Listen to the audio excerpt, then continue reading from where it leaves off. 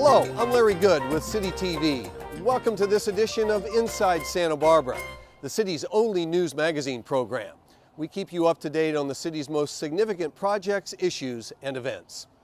For years, the city of Santa Barbara has made it a priority to make biking to work or walking to school or just simply driving around town a whole lot safer. Now they have projects on the drawing board and others in progress here on the west side to give this area of town an entirely new look and feel. Beyond her daily task of attending La Cumbre Junior High, 8th grader Sarah Errea is on a mission to make her route to school safer, especially at Mission and Gillespie streets.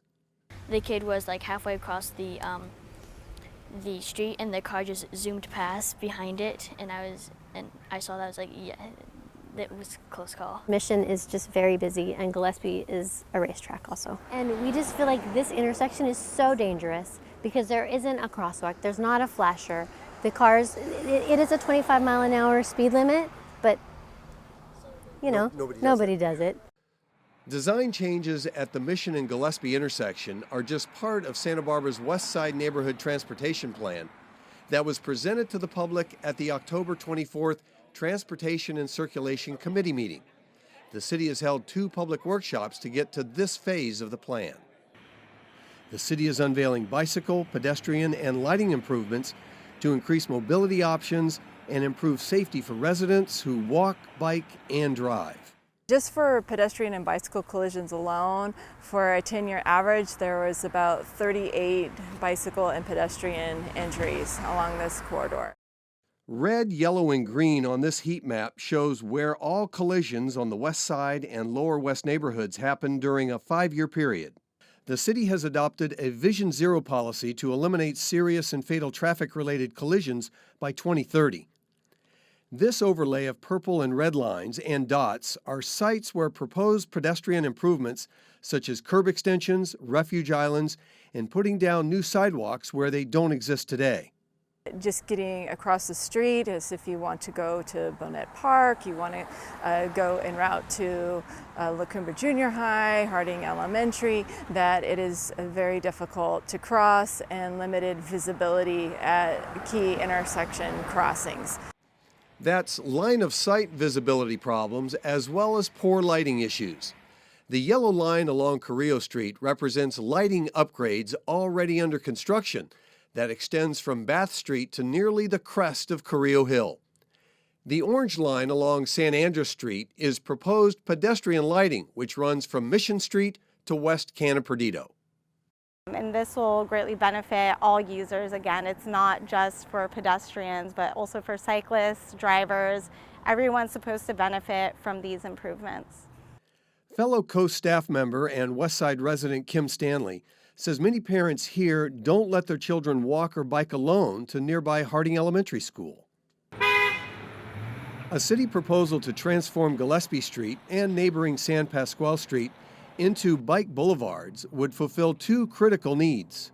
A bike boulevard would definitely slow down traffic and give it a sense of this street is for bicyclists and for cars. Gillespie Street would be redesigned as a priority route for bicyclists to safely navigate and still allow residents to come and go in their cars. The bike boulevard would also improve connectivity with other bike routes throughout the city and beyond.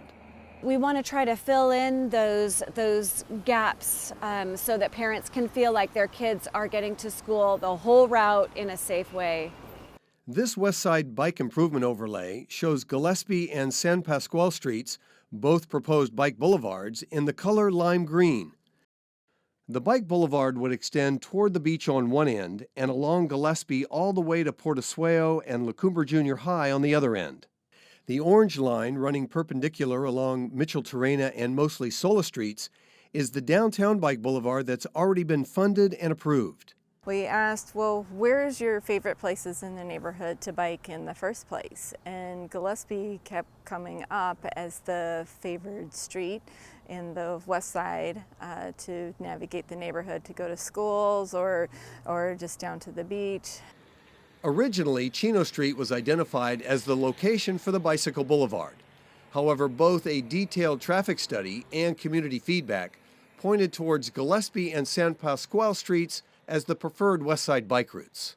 And what we were also doing at the same time with staff was just analyzing the traffic patterns for cars. And what we noticed that there was in the morning from Carrillo to Chino on the way to Mitchell Terrena was much higher traffic volumes than we had originally anticipated, and there was a concern that if we keep the bicycle boulevard on Chino that we would then have to move the traffic pattern elsewhere in the neighborhood. The larger implications of being able to reach Goleta or UCSB from Santa Barbara without ever having to be in a high stress traffic situation where you're in conflict with vehicles.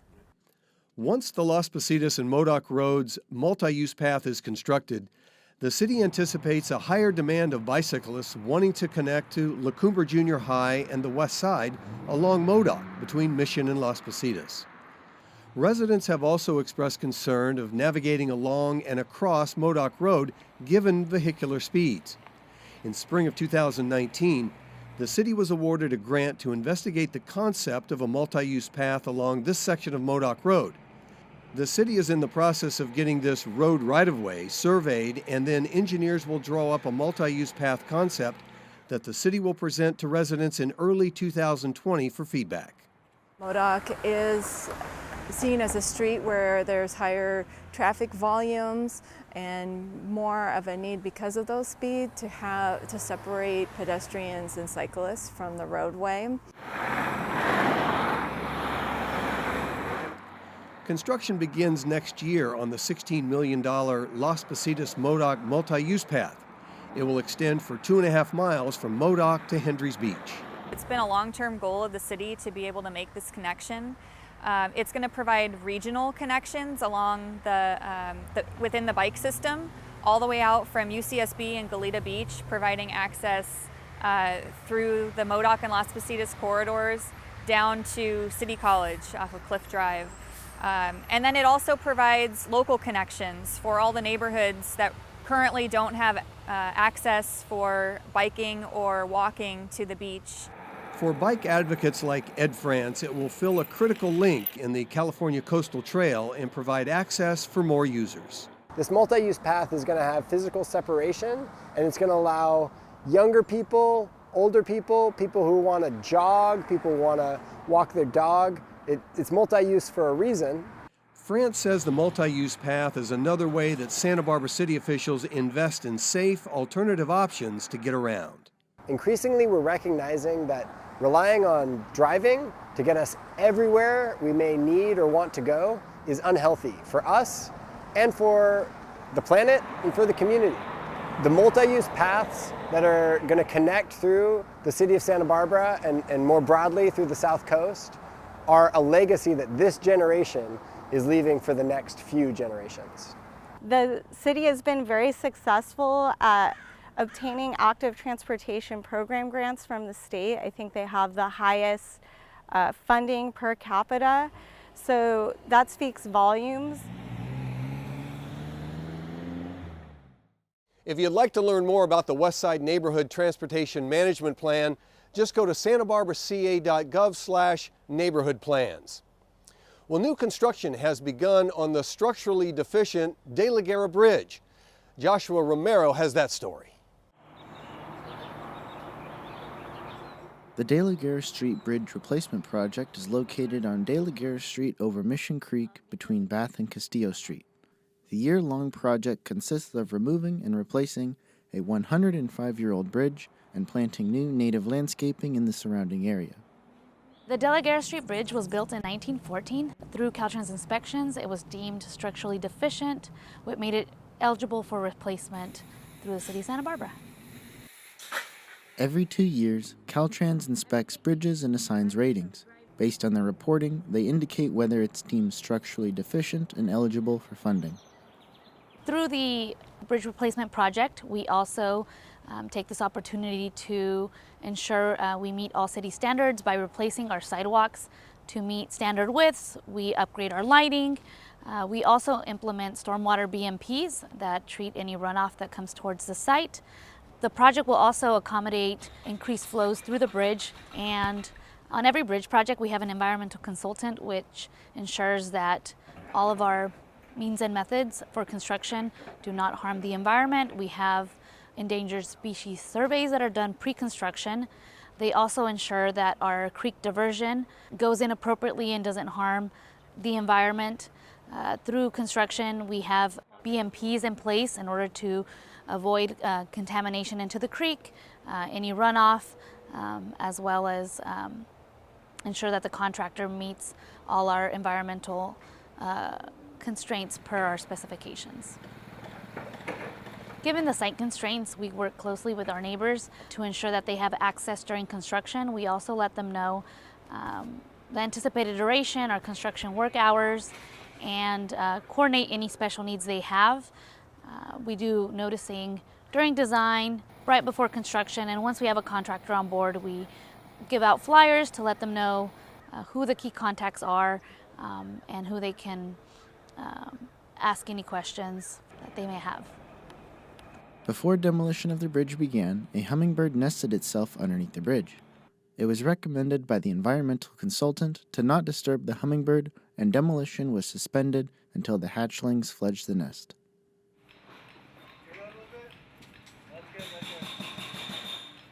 The De La Guerra Street Bridge project is funded through FHWA. They fund 88.53%, with the city covering the remaining 11.47% of the project cost. What makes Santa Barbara bridge replacement projects unique is the site constraints. We coordinate with the neighbors adjacent to the bridge during design and construction, given that we're working right in their backyards. Currently, the De La Vina Street Bridge over Mission Creek is in the preliminary engineering design phase, going through environmental studies with construction scheduled for 2021. Additionally, the Carpinteria Street Bridge over Sycamore Creek is in preliminary design and enters the design phase in 2021. To learn more about all city bridge projects, visit BarbaraCA.gov/bridgeprojects. Bridges are not the only infrastructure being worked on. Let's check out what's going on at several city fire stations around town. When a fire strikes, we rely on firefighters to protect our loved ones and to save our homes. They're usually the first on scene and have dedicated their lives to saving yours. And yet their stations need some major upgrades, not only to make the stations more livable, but also to help them do their jobs protecting you. And the upgrades are thanks to MeasureC.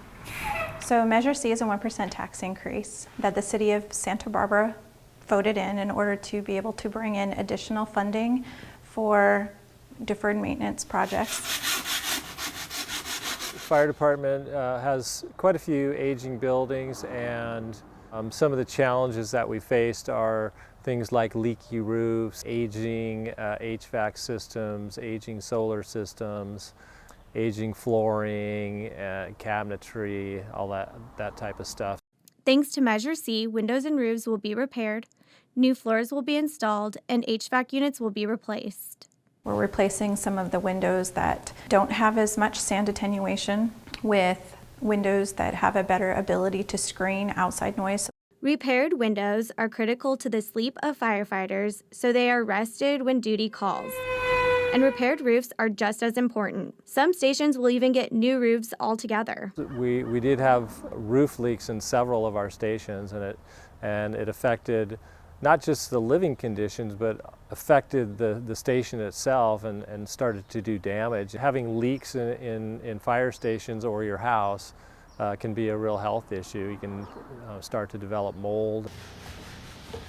While the roofs on the stations are being repaired or replaced, solar panels will also be added. The solar panels are part of the overall city's energy program. What that does for us is it helps drive the dependence on outside electrical down. We get to utilize the solar that we earn from having the solar panels installed on our roofs. And then that relieves some of the outlay of funding that we would be spending on electrical bills elsewhere. MeasureC will also pay for new floors in the stations. Just in general, overall, the quality of the floors throughout the stations were pretty run down. A lot of the carpet showing a lot of age, carpet pieces coming up, that kind of thing, so not particularly safe. Up-to-date HVAC units are also on the to-do list. We're also doing HVAC install units, so those will be new. And I want to say that those have exceeded their serviceable life, which meaning at some point they were going to deteriorate and not work. Santa Barbara can get hot and cold in the wintertime, and we need to keep the HVAC systems up to date. And also for the efficiency of the city building, you know, we don't want to spend inordinate amounts of taxpayer dollars on heating and cooling when the system's not an efficient system. A nice wrap-up to the renovations will be a fresh paint job on each of the stations. I'd say that this MeasureC funding has been a substantial benefit to both the facilities program and to the community in order to be able to get things done more quickly and more efficiently, really. This is their house and it's where they live. They cook here, they eat here, they shower here, they sleep here, so it is their home away from home.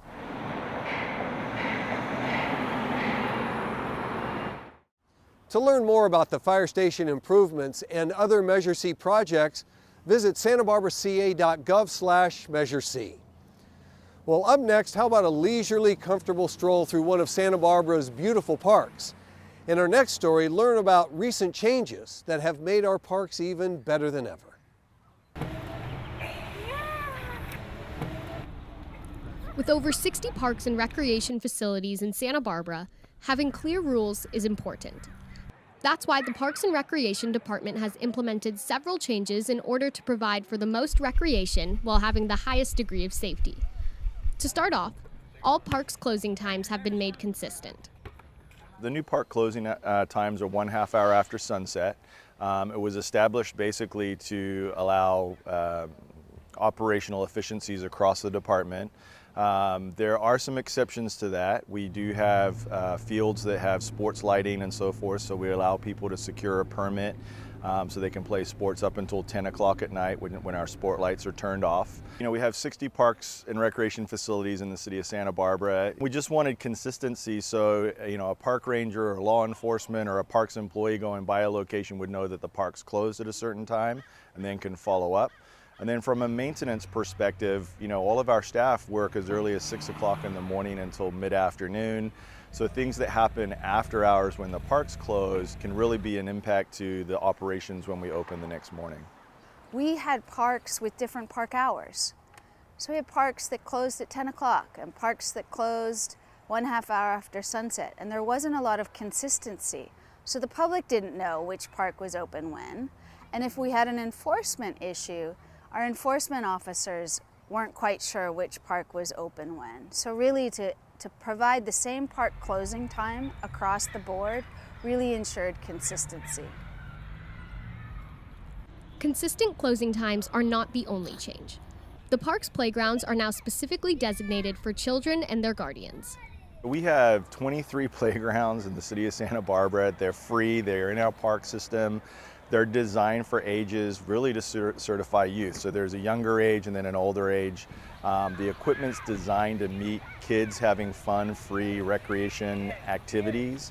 And so really what the new rule is that we're not allowing adults or individuals over the age of 18 years of age to use the playground structures. They're not designed for that. They were never intended to be designed by that. We do allow adults to accompany minors to the playgrounds to make sure that they're safe. It's actions like this that help Santa Barbara's parks function at their highest level for everyone. Another change also promotes this mission: designated barbecue areas. We determined we needed to be explicit in the municipal code regarding the use of barbecues in city parks and designating barbecue areas. By establishing specific rules, anyone can bring in a portable barbecue in a designated picnic area, which is essentially where there is a secure picnic table. If there's a desire to have a larger event, they can work with our department and we can find a way to make that happen for them. We have designated barbecue locations and picnic tables in a variety of our parks. We have group permitted sites. We have sites where you can just permit picnic tables. The intent there is that the barbecues are located at that site. It makes the maintenance and cleanup and management of that site easier. It also, some of the other barbecue regulations require that the barbecue is self-contained, meaning we're not leaving coals on the ground that may cause some sort of a subsequent burn injury, and that the equipment itself, a barbecue, is not actually damaging the picnic table. Typically, most of the barbecues that you can go purchase off the shelf at Home Improvement or any typical hardware store would meet the requirements that the city has just imposed. In addition to these 3 changes, an off-leash dog area has been added to Mackenzie Park. Now pups and their people can enjoy socializing with other pets and pet owners in a fenced-in, safe area. Because of these changes, Santa Barbara's parks will be a more enjoyable place for all who visit. The Parks and Recreation Department works hard to uphold their mission. The mission of Parks and Recreation is to provide safe, clean, accessible parkland to the community, places to recreate, and activities for all ages in the community. The mission of Parks and Recreation is to provide parks, open space, recreation services, programs, places for people to play, to be with their families, to celebrate, to do it where they can do it at no cost, or they can do it at a small cost if they want to participate in a sporting event, an athletic program, or a community festival. Santa Barbara has a tremendous park system that dates back to the 1850s, in fact. The need for park and open space for Santa Barbara residents has been a key part of Santa Barbara's history since its inception. And particularly in downtown areas and higher populated areas where lots are smaller, houses are smaller, people need a place to go because they may not have enough room on their own property. We've seen different uses and misuses of our parks, and it is up to us to change with society and keep them safe for everyone. It's so important to keep our community healthy, to keep our open spaces healthy for all of us. Enjoy your parks and help us to keep them safe and clean.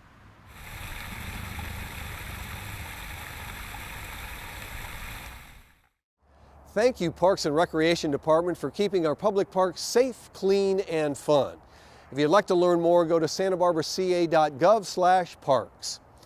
Well, you know, flying is considered the safest form of transportation, but that doesn't mean that airports don't have to be prepared for a major aircraft disaster. In fact, the FAA requires all airports, including the Santa Barbara Airport, to conduct drills to train and prepare for a major aircraft emergency. Airplane that has crash landed, in this case, at the intersection of runway 15 right and taxiway Charlie. Every 3 years, Santa Barbara's airport, in cooperation with emergency responders and local mutual aid partners, practice a full-scale disaster preparedness drill. The goal of this drill is to test our emergency response as outlined in our airport emergency plan. That's an FAA-approved document that dictates exactly how we will respond to airfield emergencies in a real-time scenario. In order for us to practice bringing all the resources that would come together in a real situation, we basically have to create a real-life scenario or as close to it as we can. The drill provides valuable training and practice. All agencies come together to coordinate their skills to prepare for an aircraft disaster. Any opportunity that we get to train and drill with an adjacent agency such as Santa Barbara City that is stationed here at the airport gives us the opportunity to practice our skills and hone our skills. On top of that, being the fact that Santa Barbara Airport is surrounded by county fire stations, we will be the agency that will be augmenting the response from city fire in the event of an emergency that occurs out here. just helps us get to know each other and, see what stuff works between our agencies and what stuff we can improve on. The lessons learned from doing a drill is invaluable because it's real world stuff that we're doing out here. Practice makes perfect, and by going through the steps and the motions, you just are more familiar. We're working side by side with the county in Montecito and Carpinteria, which we don't get to do that every day. The first in resources are going to be county, and we work with our partners, so they're critical. So we have our truck company and our engine company by Stork, and our engine company off Los Caneros will literally be here in less than 5 minutes during a real incident. Angle Golf is a C-130 with multiple system failures, landing runway 7. 7 souls on board, 4 plus 30 fuel remaining. Is it what kind of alert is that? System failures. Alert 2. On the night of August 25th, emergency responders were called to respond to a C-130 cargo plane that crashed at the airport. A month later, the plane still sits at the airport and is clearly on everyone's mind as they train during the drill. Fairly recently had a real-life scenario with an airplane that crashed on this airfield. So I think this time when we do this exercise, that response is fresh in our mind. Santa Barbara City Fire Department staffs the fire station here at the airport. So just like on August 25th when the C-130 crashed, we were first on scene for that. A lot of the folks that are here today were responders that night when that aircraft came down. We had to actually respond and work side by side with Santa Barbara City Fire and get the job done. They're going to take you to another location. They're going to take you to a tarp, or they're going to take you to a pre-designated area. Volunteers play a crucial role in the drill. We couldn't do this drill without volunteers. My STEM teacher at my school brought the opportunity to me, and I thought it would be such a cool experience because I'm really interested in medicine. It's really fun. It's definitely, I've always seen makeup as using a person as almost your canvas, and so I love it. My name is Sandy, and I have a child. I have a compound fracture, which means my bone is sticking out of my leg, and I have an inconsolable infant that I am trying to take care of. I am Isa Erdi, who's 29 years old, and is complaining of neck pain, and I just started a new job, and I'm very anxious because I need to pick up my dog at boarding. All agencies in Santa Barbara County follow a mass casualty plan that includes the FAA-required airport emergency plan. So we have a plan, but the plan's about 30 pages. And until you actually practice it and get the kinks out, you don't know how you're going to work together. That's why this is a really good opportunity. I would say it's important to actually test to make sure that we're familiar with that plan. Oftentimes a plan will just sit on the shelf. You really have to come out, exercise it, make sure you're familiar, and that way when you actually have the real world scenarios, it's not as if you're doing it for the first time, you're practiced. When the training is done, evaluators provide feedback that helps update the airport emergency plan. We also have evaluators here from other airports, other organizations. I can speak to Fresno Fire is going to be evaluating the fire department. I was just speaking with airport operations from the Santa Maria Airport. So they're going to be providing us feedback as to how we can improve our operation. With that feedback, we'll incorporate it into an airport emergency plan update, and then we'll be prepared for the next real life and or exercise that we encounter. We learn a lot from the drills. We learn what goes well, what goes wrong, what do we have to work on in the future, what can we reinforce and solidify from the past. Drilling for us and training for us is something that we do on a regular basis, whether it be an aircraft emergency or a structure fire or a vegetation fire. It just allows us, like I said, to hone our skills and practice our craft. Even though we all go to a police academy, we don't train on a lot of airport disasters. And neither does Santa Barbara PD or Santa Barbara SO. So being able to come over here and learn on how to respond to these situations so that we can be a better team if this ever happens is crucial to saving lives. It takes a community of organizers, volunteers, emergency responders, and local mutual aid to make the airport emergency disaster preparedness drill a success. This training is essential to keep our airport and community safe. We're ready to help the community if they need us. So the next time you fly in and out of Santa Barbara Airport, remember there's a team of professionals keeping you safe. We all need to do our part to keep our creeks and ocean clean. Let's talk with a few of our neighbors to learn more about what they do to keep them clean.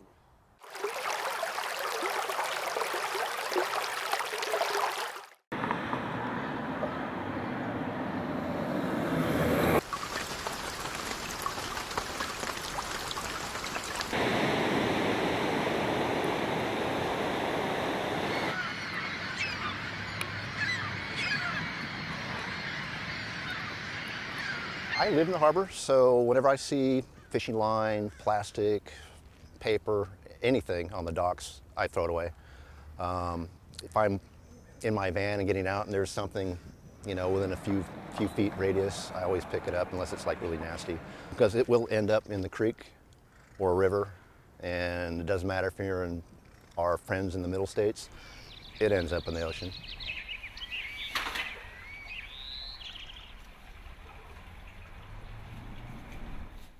How I keep the ocean clean is by picking up trash, because if we don't, then all the animals in the sea, how are they going to provide new animals to keep our ocean better? Go out to the creeks and like pick up the trash so that the creek wouldn't take it in the water all the way to the ocean, because then like the animals would eat it. As you've seen, recent reports of whales, all species, washing up dead, and their stomachs are full of plastics.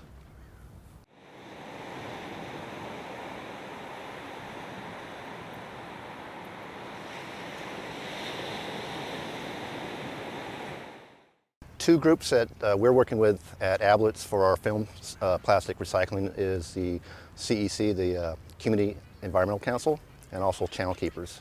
So those are two really good groups to get involved with for beach cleanups and other activities.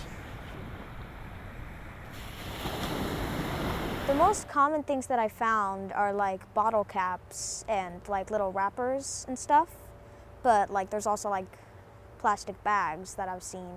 We generate plastic, the bags that go over the clothes.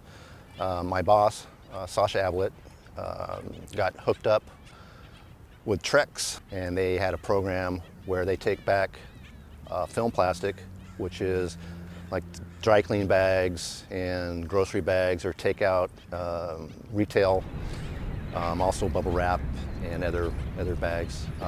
So it gets picked up, turned into pellets, goes to Nevada to the Trex Corporation, and gets turned into plastic planking for decks or picnic tables, benches, what have you. And I think we're going to hit over 11,000 pounds of film plastic recycled this year.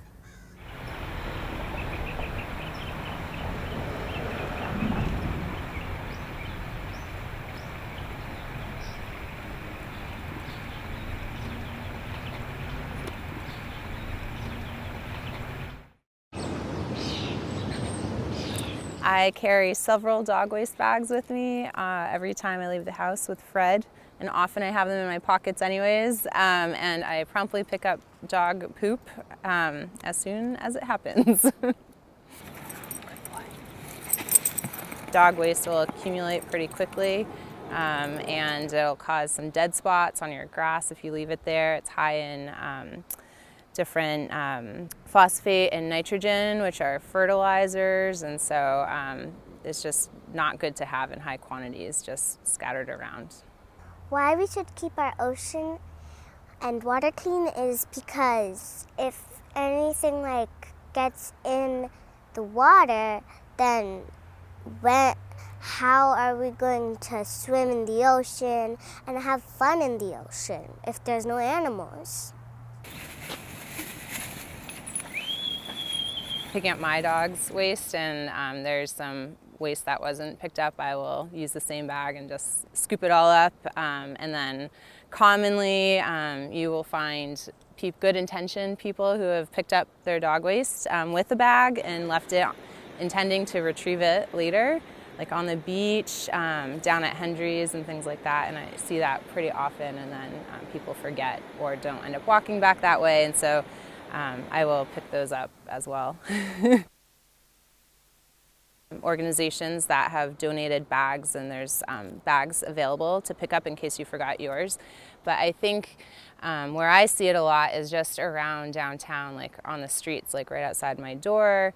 There's often, on our daily walk, just around the blocks, a lot of dog poop. So I feel like that would be a really good opportunity is in some neighborhoods just to have maybe some distribution points for dog waste bags and some public information.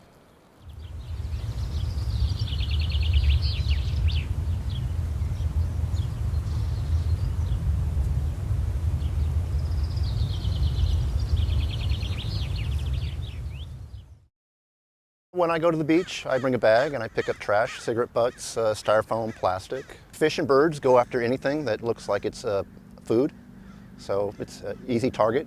And all the different chemicals that they put into cigarettes that gets smoked through the filter, I mean, it's like battery acid, and I mean, there's like 20 or 50 different chemicals. So that stuff will leach out, and it's certainly not good for the environment and sea life. And it's 4.5 trillion cigarette butts discarded or littered every year.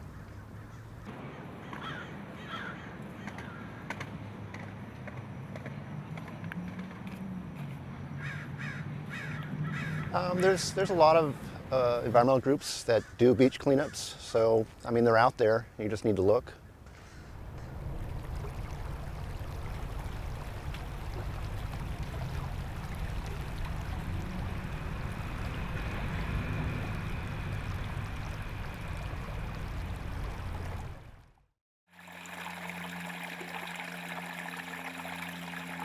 As a biologist, part of my job is to come out to these areas and survey them for what animals are living in that area.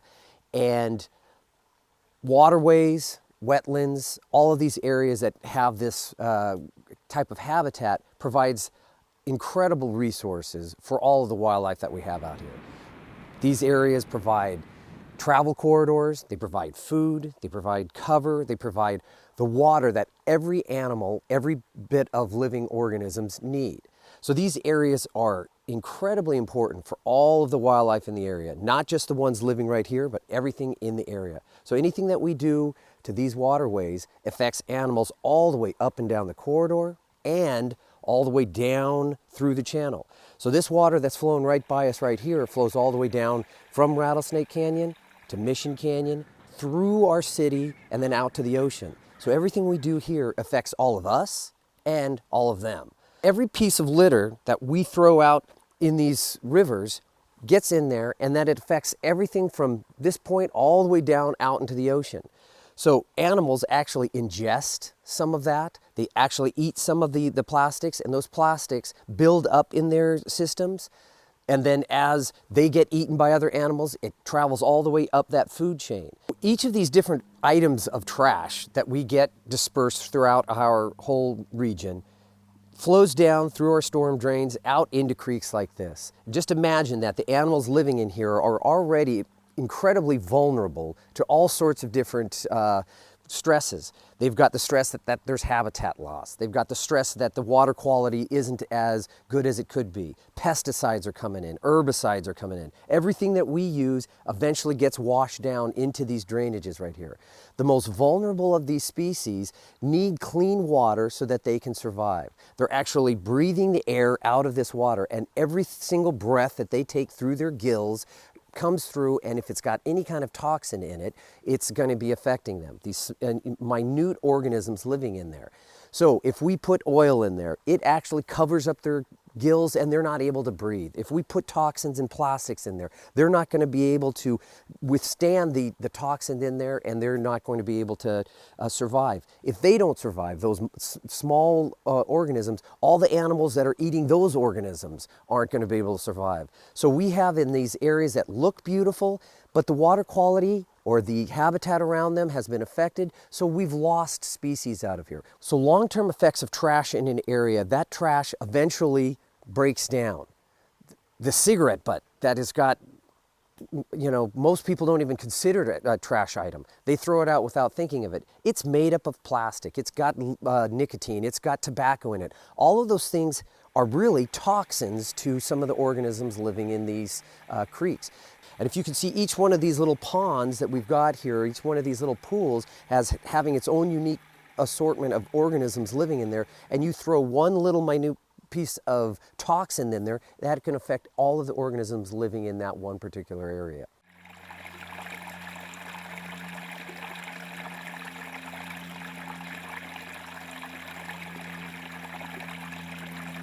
I am a big proponent of education. You got to get the kids motivated and engaged in this issue. You've got to get them convinced, and then they go home and they convince their parents. The reason I joined Ocean Guardians is because I help my mom sometimes clean up trash around like the creeks and side of the roads and stuff.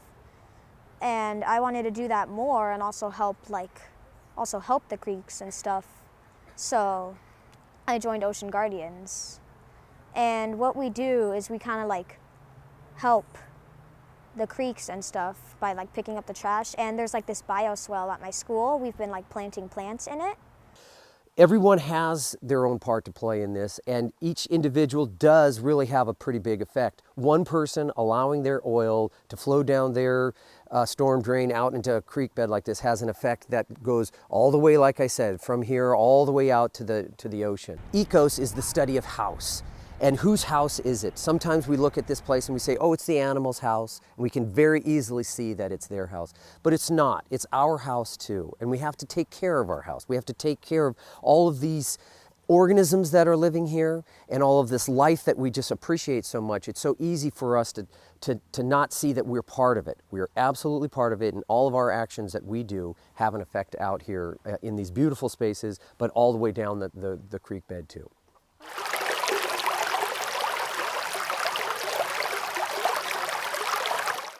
Keeping our creeks and ocean clean is not only essential to Santa Barbara residents, but also our aquatic friends. If you'd like to learn more, visit sbcreeks.org.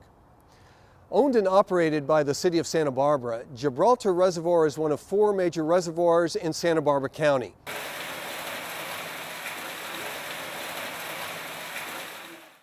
It supplies water from the Yanez River to the city. In a town of 90,000 people, in an area that receives an average of 19 inches of rain per year, this reservoir is essential. And in 2020, we'll be celebrating its 100th birthday. 100 years old, how's that to wet your whistle? Gibraltar has really been a critical part of our water supply mix for quite some time, starting in 1920. It has allowed us to diversify our supply mix. Prior to that, we were really all we had was groundwater. And so to be able to tap into this pristine watershed back here has been huge and has really been able to stabilize the city's water supply for the last 100 years. In the Shumash times, population in the area was small, so creek flow and springs were able to sustain the population. But in 1782, Captain Jose Francisco Ortega settled in Santa Barbara and changed the waterscape dramatically. An initial water reservoir was built in 1806 to support the mission, and in 1889, a city engineer, George F. Wright, reported that the local water supply wasn't enough. He advised the city council to import water from the Yanez River, starting the exploration of how to store and transport water to the city of Santa Barbara. In order to convey the water to the city, there was a need for a 3.7-mile tunnel, which was drilled and was actually the longest tunnel of its type in the world at the time. And so in 1904, they began construction of the tunnel, and that lasted several years. And the dam was actually prolonged from being built because of World War I, but eventually the dam was constructed in 1920. And so we're really excited to be celebrating the 100-year anniversary of the dam. Santa Barbara has a diverse water supply, such as desalination, Lake Cachuma, groundwater, state water, and Gibraltar Reservoir. So one of the critical aspects of Gibraltar is its location. It pretty much picks up about half of the watershed that feeds into Cachuma, so it's a substantially large watershed. The other flip side of having this pristine watershed is that it is vulnerable to wildfires, and we've seen our share of wildfires.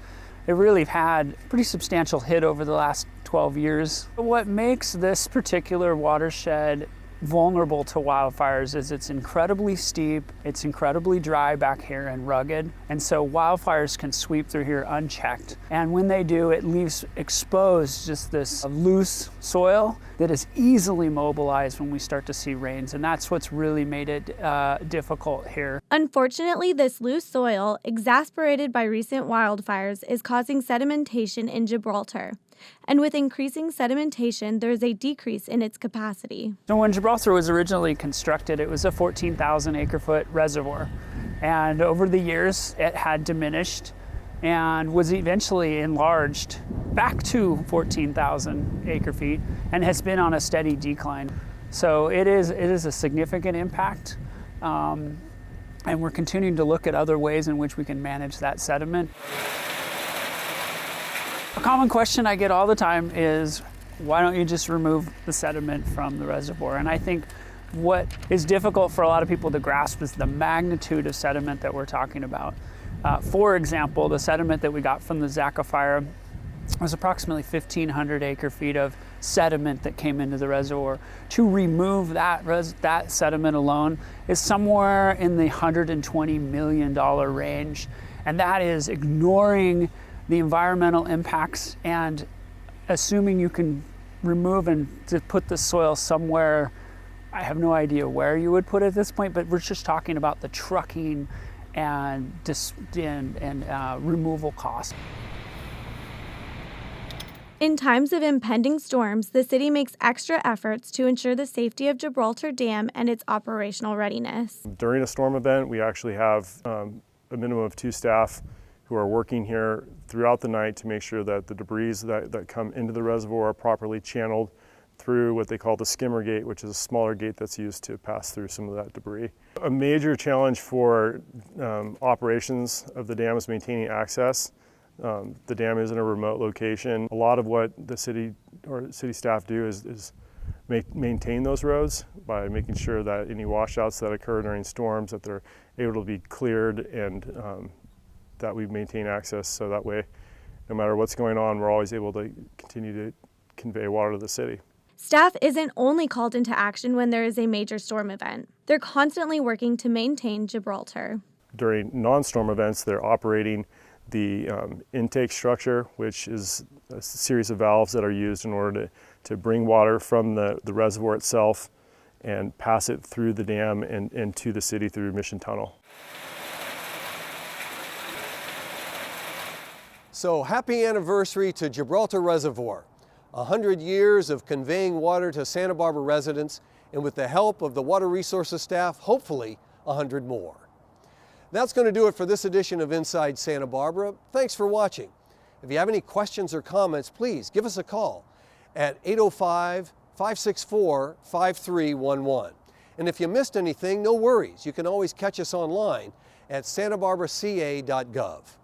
I'm your host, Larry Good. Remember, get involved inside Santa Barbara.